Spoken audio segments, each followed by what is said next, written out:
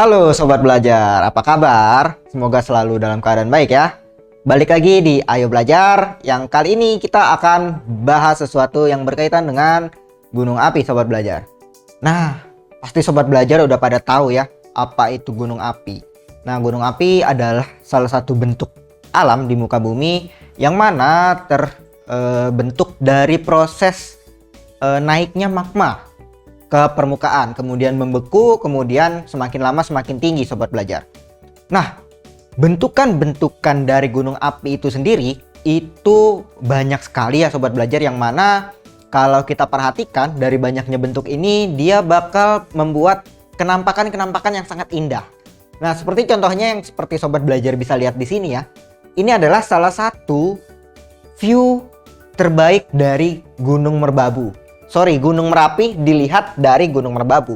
Karena posisi Gunung Merapi dan Gunung Merbabu itu saling berhadapan Sobat Belajar. Jadi kalau Sobat Belajar mendaki Gunung Merbabu, maka Sobat Belajar akan mendapatkan view Gunung Merapi. Begitu sebaliknya, ketika Sobat Belajar mendaki Gunung Merapi, maka Sobat Belajar akan mendapatkan view Gunung Merbabu. Nah, tetapi gak cuma kenampakan alam aja yang kita dapatkan, gak cuma hal-hal yang positif aja yang kita dapat, tetapi juga ada beberapa hal negatif yang menjadi dampak dari gunung berapi itu sendiri Sobat Belajar. Contohnya apa? Contohnya seperti ini Sobat Belajar. Ini adalah gunung yang sama seperti di gambar sebelumnya Sobat Belajar. Kalau di gambar sebelumnya adalah keindahan dari gunung Merapi, kalau di gambar yang ini adalah salah satu kemurkaan dari gunung berapi. Nah, bisa kita lihat ya, ini adalah kejadian letusan Gunung Merapi tahun 2018, yang mana asapnya itu letusannya mencapai ketinggian 5000 meter Sobat Belajar. Bayangin ya, ledakannya begitu sangat dahsyat sehingga asap-asap vulkaniknya itu dia sampai setinggi 5000 meter Sobat Belajar. Nah, tentunya melihat hal tersebut gak cuma hal-hal yang baik aja yang kita dapat dari gunung api, tetapi juga ternyata ada ya dampak-dampak buruknya. Nah, supaya kita lebih paham nih terkait dengan bentukan-bentukan dari fenomena tektonik dan vulkanik, dan juga pengaruhnya apa aja sih terhadap kehidupan, apakah positifnya lebih banyak atau negatifnya nih yang lebih banyak. Nah, oleh sebab itu hari ini kita bakal belajar tentang two side of the same coin. Jadi kalau Sobat Belajar punya koin, pasti koin punya dua sisi. Nah, begitupun juga dengan gunung berapi ya, ada sisi baiknya, ada sisi buruknya. Oke, inilah materi yaitu bentang alam hasil tektonik dan vulkanik. Berikut juga dengan dampak positif dan negatif vulkanisme terhadap kehidupan. Oke, jangan kemana-mana karena sekarang belajar itu mudah. Ayo belajar. Jangan lupa belajar, karena sekarang belajar itu mudah. Ayo belajar. Oke Sobat Belajar, tadi kita sudah bahas ya tentang dua sisi dari gunung berapi. Ada sisi positifnya, ada juga sisi negatifnya. Nah, kira-kira ada apa aja nih? Tapi sebelum itu kita pengen bahas dulu nih seputar tentang tektonisme dan vulkanisme, dan juga bentukan-bentukan yang terbentuk dari dua hal tersebut. Oke, kita langsung masuk aja ya yang ke materi yang pertama, yaitu sebenarnya apa sih itu bentang alam, tektonik, dan vulkanik. Nah, bentang alam itu sendiri adalah pemandangan alam atau daerah dengan ragam bentuk di permukaan bumi. Baik bentuknya tercipta secara alami atau bisa juga bentuknya itu tercipta buatan oleh manusia. Nah, tektonik itu adalah pergerakan tanah Sobat Belajar yang terjadi akibat adanya pergerakan di lempeng bumi. Nah, kenapa di lempeng bumi ada pergerakan? Karena di dalam bumi itu terdapat energi yang dalam istilah geografi kita sebut sebagai tenaga endogen.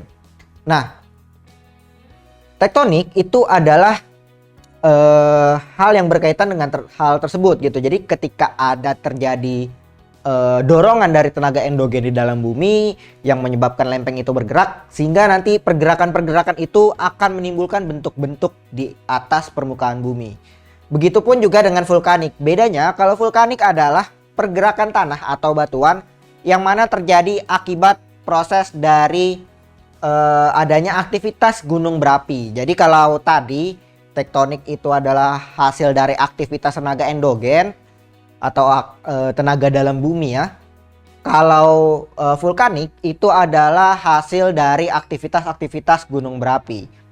Nah, dari hal tersebut kita bisa pelajari bahwa di dalam bumi kita itu ada suatu energi ya, yang mana energinya ini membuat lempeng-lempeng itu bergerak. Nah, terkait dengan pergerakan lempeng ini itu dipelajari dalam teori ini sobat belajar, yaitu teori continental drift atau teori pengapungan benua yang mana dipopulerkan oleh Alfred Lothar Wegener tahun 1912. Jadi Wegener bilang dalam teorinya yaitu continental drift bahwa dulu hanya di bumi hanya ada satu benua yang sangat besar yang kita sebut sebagai Pangaea.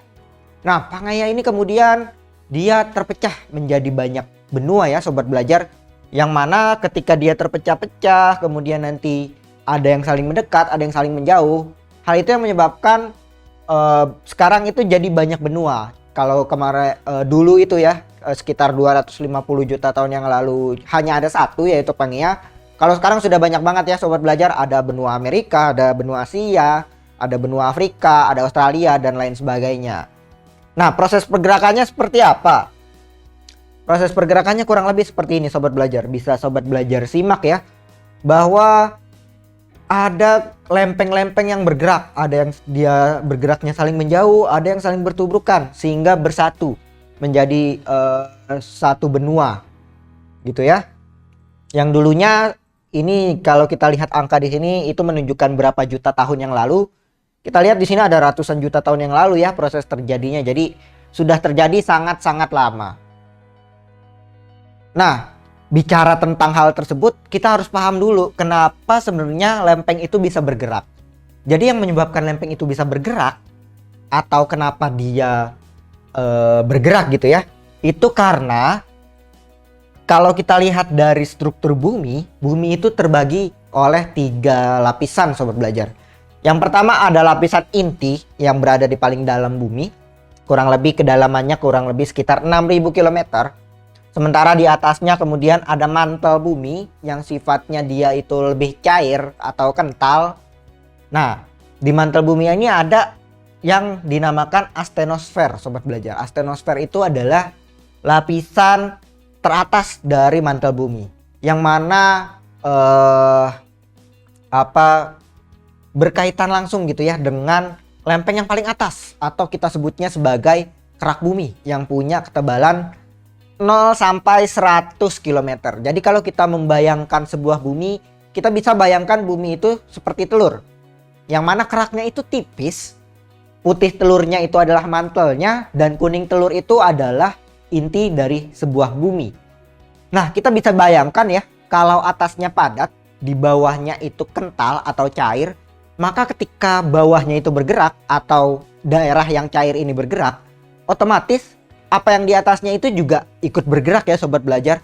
Contohnya misal sobat belajar menaruh styrofoam di atas ember yang berisi air sobat belajar. Nah, ketika air di ember tersebut sobat belajar gerakan, maka apa yang terjadi sobat belajar? Bener banget, pasti styrofoamnya ikut bergerak ya, mengikuti gerakan air yang bergerak tadi. Nah, begitu juga apa yang terjadi di bumi ya. Nah, pergerakan ini kita sebut sebagai arus konveksi sobat belajar. Nah, jadi di bawah bumi itu ada sebuah arus panas, yang mana arus panas ini dia bergerak. Dia berputar, ada yang berputar ke arah kiri, ada yang ke kanan, sehingga karena ada 2 arah perputarannya, sehingga lempeng di atasnya atau kerak bumi di atasnya itu mengalami pergerakan.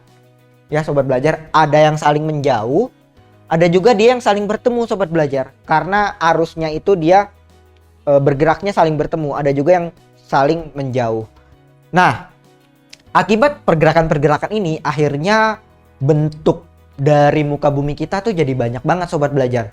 Karena tadi ada yang saling menjauh, ada yang saling berdekat, nanti juga ada juga yang saling beririsan, sehingga yang di atasnya nih gerakannya banyak sobat belajar.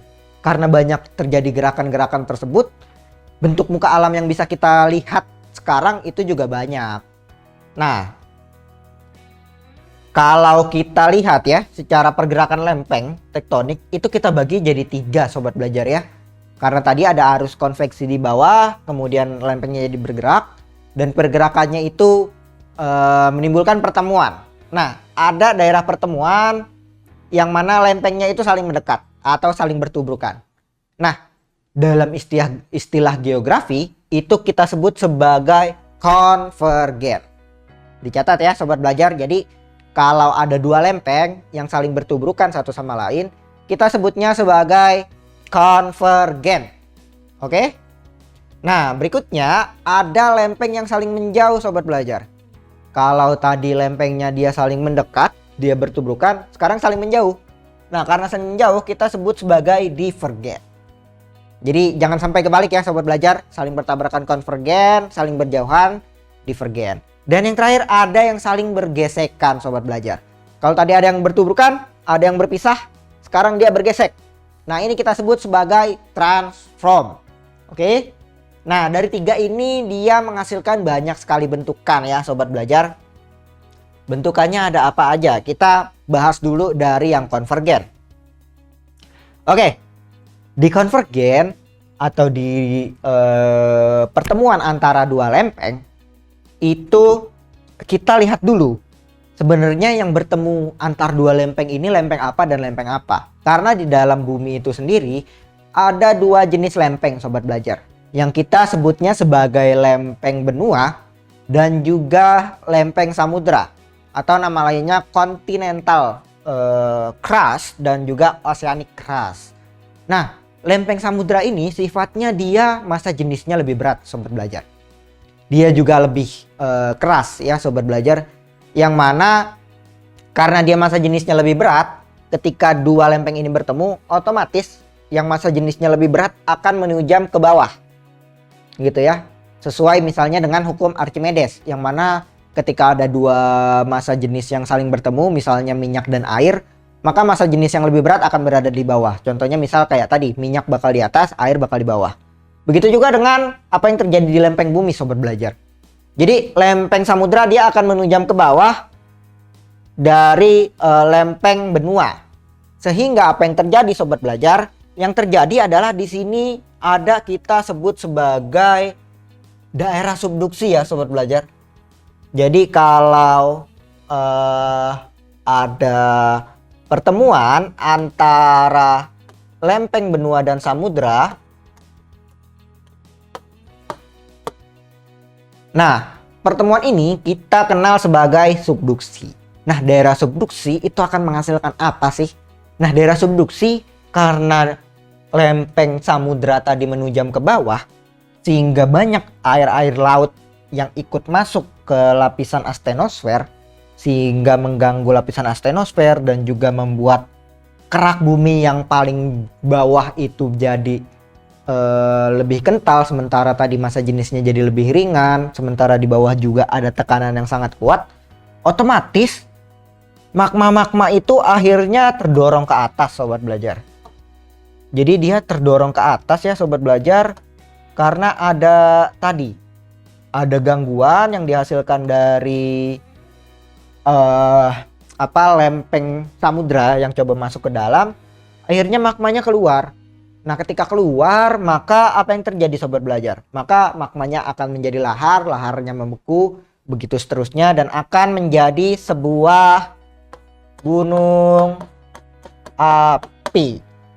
Nah, kayak gitu sobat belajar. Jadi proses terbentuknya gunung api itu karena ini ya sobat belajar. Karena ada tubrukan antara lempeng benua dan lempeng samudra. Oke, ini yang pertama. Gimana kalau yang bertabrakan lempeng benua dan benua?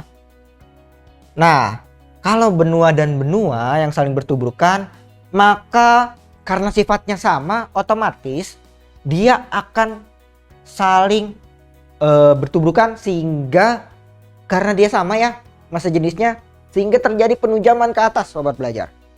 Nah, di sini bisa kita lihat bahwa adanya continental crust atau lempeng benua dengan lempeng benua yang saling bertemu, dia akan menyebabkan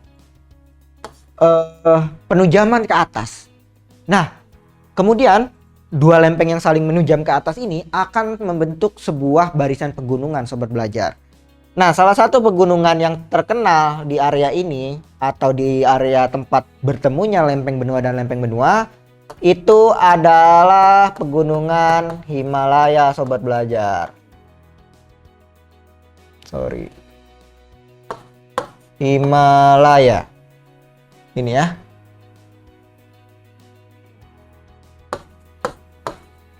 Oke.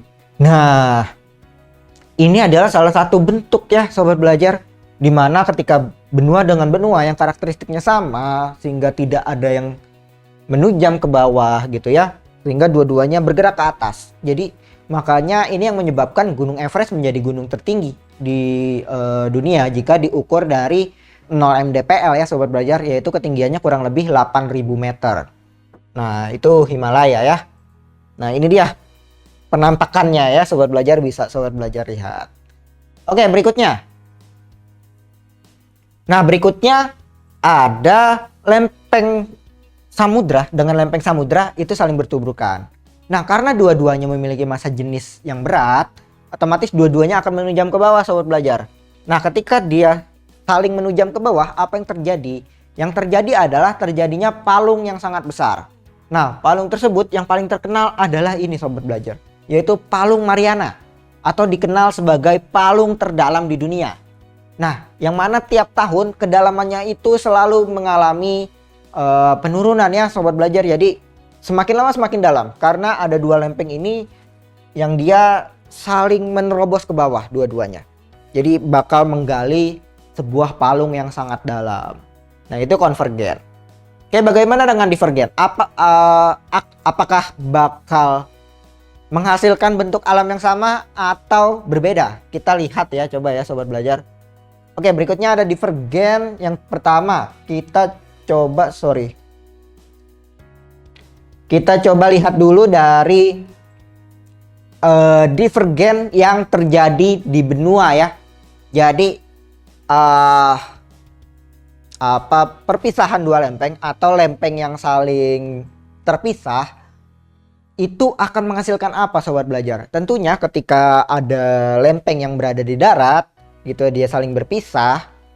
Ketika dia terpisah, apabila dia menyebabkan retakan, kemudian retakan itu sampai ke daerah dapur magma ya sobat belajar. Di sini kita bisa lihat nih dapur magma.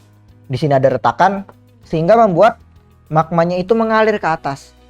Nah, karena ada magma yang mengalir ke atas, otomatis terbentuk apa sobat belajar? Otomatis terbentuk gunung api.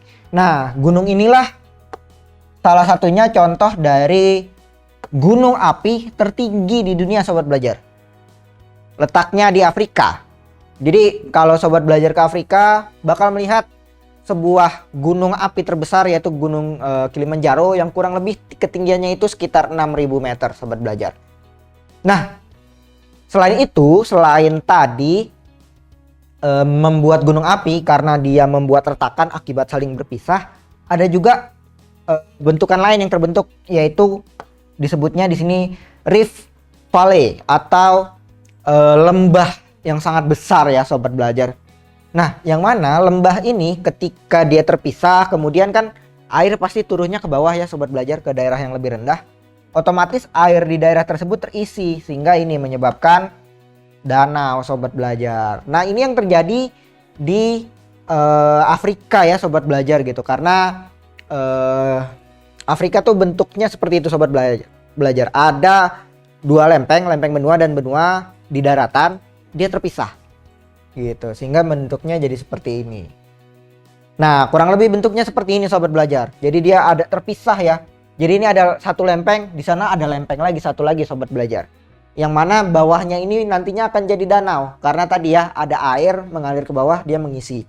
Sementara di daerah-daerah sini atau di sana gitu ya, tetap di antara dekat lempeng ini yang terjadi retakan, dia akan menghasilkan gunung-gunung api.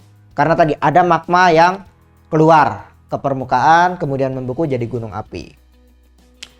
Nah, kemudian bagaimana kalau divergennya terjadi di laut? Nah, kalau divergennya terjadi di lempeng samudra dengan samudra yang saling terpisah, Maka apa yang terjadi sobat belajar? Yang terjadi adalah magma yang magma yang terbuka ya, terbuat jalurnya untuk ke atas, maka dia akan keluar. Ketika keluar dia bertemu laut, dia akan langsung membeku. Keluar lagi ketemu laut lagi jadi membeku. Nah, gunung api kecil ini di tengah laut kita sebut sebagai mid oceanic ridge ya sobat belajar. Nah, jadi kalau divergen samudra jadi mid oceanic ridge. Nah, kurang lebih bentukannya seperti ini sobat belajar ya. Dia langsung membeku karena tadi langsung bertemu dengan air. Oke, berikutnya ada transform, bergesekan. Nah, kalau bergesekan apa yang terjadi? Kalau bergesekan yang terjadi adalah patahan sobat belajar. Salah satu patahan yang paling terkenal itu adalah patahan San Andreas yang berada di sebelah barat Amerika. Nah, jadi patahan San Andreas ini dia selalu bergerak sepanjang tahun ya sobat belajar. Kalau tidak salah pergerakannya itu per tahun 6 cm sobat belajar. Jadi dia makin lama makin terpatah nih, makanya disebutnya patahan. Nah, lalu bagaimana dengan gunung api itu sendiri? Gunung api sendiri itu dibagi atas berbagai bentuk ya sobat belajar. Ada 3 bentuk, ada bentuknya mar, perisai, dan strato. Bentuk mar itu adalah bentuk gunung api yang memiliki kawah yang lebar sobat belajar. Karena kenapa? Karena ledakannya itu sangat besar sehingga pada waktu masa lampau terjadi ledakan besar sehingga menimbulkan kawah yang besar. Nah, bentuk gunung api inilah yang kita sebut sebagai mar. Sementara kalau perisai, dia bentuknya seperti perisai, pipih bulat. Gitu ya, tidak menjulang tinggi. Nah, gunung api tipe ini kenapa berbentuk seperti ini? Karena lavanya itu cair. Sehingga lavanya ketika keluar, dia langsung terjun secara cepat. Kalau dia kental, lambat, dia akan membentuk sebuah pegunungan yang kerucut. Kita sebutnya sebagai strato. Jadi kalau perisai lavanya itu lavanya itu cair. Kalau strato, lavanya itu lebih kental. Nah, kalau berdasarkan kekentalan lava dan tekanan gasnya dan kekentalannya, ini kurang lebih ada 7 bentuk ya sobat belajar. Ada tipe Hawaii, Stromboli, ada tipe Vulcano, ada tipe Peret, ada tipe Merapi, Saint Vincent, dan tipe Pele. Yang mana sobat belajar bisa perhatikan nih, kalau dia misalnya lavanya cair, kemudian kedalaman magmanya sangat dalam, kemudian tekanan gasnya rendah, oh jadinya tipe Hawaii gitu. Kemudian misalnya kalau lavanya kental, kemudian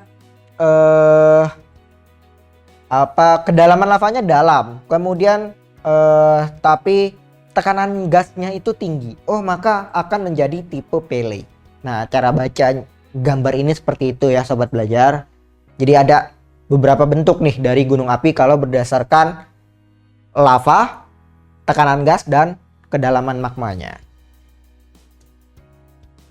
Oke, sekarang kita bahas dampak positif dan negatif vulkanisme ya sobat belajar. Yang pertama tentu yang positif dulu nih. Yang positif tentu aja bakal membuat tanah jadi subur. Karena kenapa? Karena kandungan yang berada di dalam perut bumi itu memiliki banyak unsur, yang mana bagus banget buat pertumbuhan tanaman sobat belajar. Kemudian yang kedua terdapat berbagai jenis batuan. Karena batuan-batuan ini banyak terbentuk dalam bumi, karena ada letusan, batuan yang tadinya hanya ada di dalam bumi itu akhirnya bisa keluar. Sehingga jadi positif ya sobat belajar. Nah, kemudian ada sumber tenaga panas bumi. Nah, karena ada tenaga panas bumi, kita bisa menghasilkan listrik nih dari ini sobat belajar.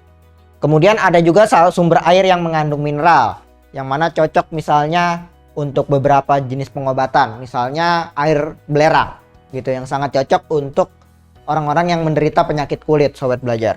Kemudian ada juga panorama pegunungan yang indah. Dan yang negatifnya, lava itu ketika mengalir dia akan menghancurkan apapun daerah yang dialirinya sobat belajar. Jadi ketika ada rumah, ada lava di sana, rumahnya akan terbakar menjadi abu. Begitupun hal-hal lain, misalnya bisa jadi makhluk hidup juga seperti itu sobat belajar.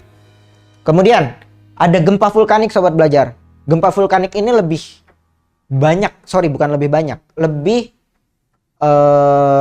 frekuensinya lebih sering terjadi ketika gunung berapi itu mengalami erupsi.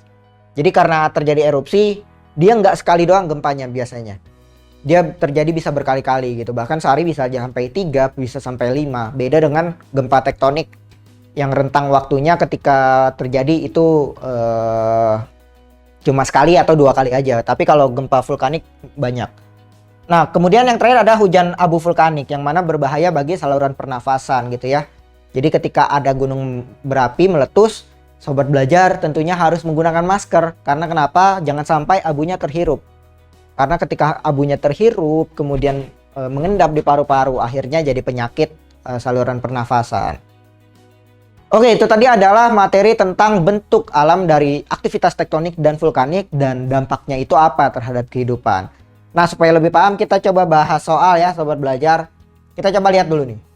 Pergerakan magma di dalam bumi disebut apa? Nah, pergerakan magma di dalam bumi itu kita sebut sebagai intrusi. Oke? In, sesuai kata depannya nih, in, berarti dalam. Gitu ya. Kalau ekstrusi berarti dia sudah keluar, bukan lagi magma, tapi jadi lahar. Kalau endogen adalah tenaga di dalam bumi. Erupsi adalah aktivitas meletusnya gunung berapi, sobat belajar. Oke, itu jadi jawaban yang pertama adalah intrusi ya. Kemudian yang kedua ada wilayah kepulauan Indonesia berinterelasi langsung dengan subduksi. Nah, jadi Indonesia ini adalah merupakan daerah subduksi, makanya banyak ditemukan gunung api ya, sobat belajar. Ditemukannya di mana? Nah, ditemukannya itu di daerah Sumatera bagian barat dan selatan Jawa. Jadi jawaban yang tepat untuk pertanyaan ini adalah benar banget. Jawabannya adalah A ya.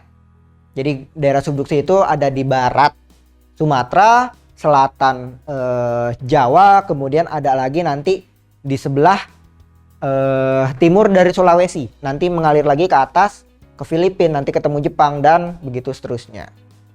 Oke, terakhir, pemandian air panas di Cibodas merupakan salah satu pemanfaatan masa post vulkanik. Nah,